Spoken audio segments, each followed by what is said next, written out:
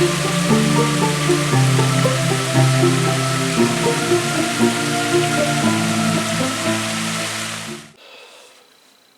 Wednesday morning, everyone. Day 2 of no caffeine tea. Today it's hibiscus, and let me tell you, look at that color. It is beautiful, isn't it? Hibiscus tea with honey. It's really tasty. You can do it with or without sweetener. It's really awesome. I recommend it. If you ever get a chance.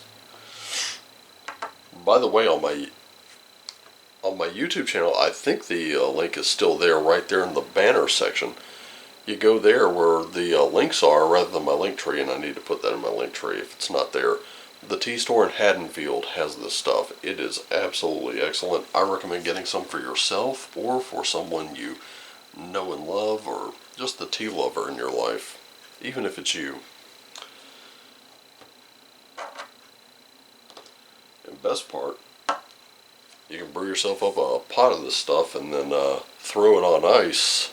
You know, add a little honey in there before you do, and makes a very, very excellent little iced tea. But you know what day it is. It's Runecasting Wednesday, so we're going to get right into it. I'm going to try to get you in and out as quickly as possible here because, well, my trip to the dollar store, I kind of forgot something, and I need to go get that out of the way. Anyway, so I hope all is well with you. Hope your Wednesday's going well. Still kind of suffering some sinus issues, so for anyone who's watching, yeah, my voice is a little on the jack side right now. And it's just, you know, how it is really. But let's start with you. So, before I reveal this card, I do want to say that we talked about yesterday being an adventure. Oddly enough, I started watching Record of the Lodos War last night, and I got to watch as the main character started out as a scrappy little guy with a lot of heart.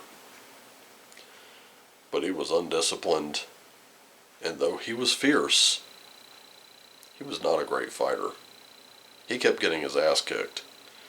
And without the help of his friends, he'd have been in big trouble. And by the end of the series, he becomes a disciplined, honorable Knight of Lodos. If you haven't seen that series, I recommend it. It's very good, especially if you like tabletop role-playing games like D&D, because that's basically what it is. It was an animated series based on someone's D&D game. But the adventure on which he embarked was very dangerous, and only became more dangerous as time went. So, Vegvisir, finding your direction in life. And that's why it's called the Viking Compass. Because it's very much in tune with a compass in and of itself, but it's also a rune stave, or at least a series of them. But this goes to show you the old Tolkien quote via Gandalf, of course, is correct. Not all who wander are lost. You're being guided today by none other than money, who lets you know your time is short, it is precious, and be sure to spend it wisely. Never spend it wondering, what if? If you're caught between the what if of one and the what if of another when you're thinking ahead, choose the one that's most important. Even if you fall flat on your face,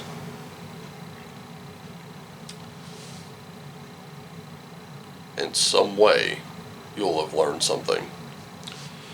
So, going to your runes, we've got Awaz, Raiho, and Nalthiz.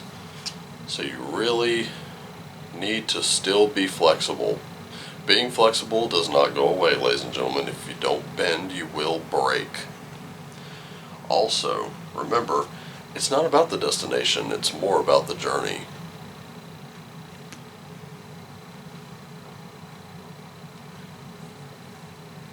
But when you grow, when you become more trustworthy, the journeys you take with others, they'll begin to rely on you a little more.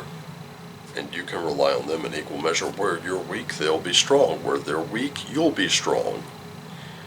And you'll begin to complement each other as a team. And that's what keeps you focused on Nalthese, which is to endure those rough times. Focus on the needs, not necessarily the wants and desires. Because right now, your needs have to be met. And it's up to you to make them that way. It's not up to anyone else.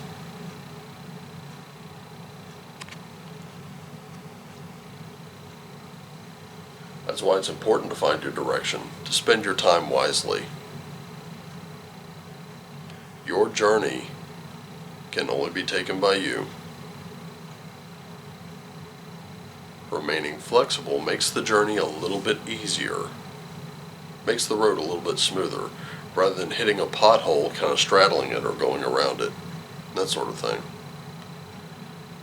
And take care of what's most important along the way.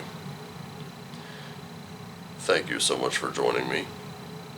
Thank you for sitting down and having your cup of tea or your cup of coffee or your breakfast with me.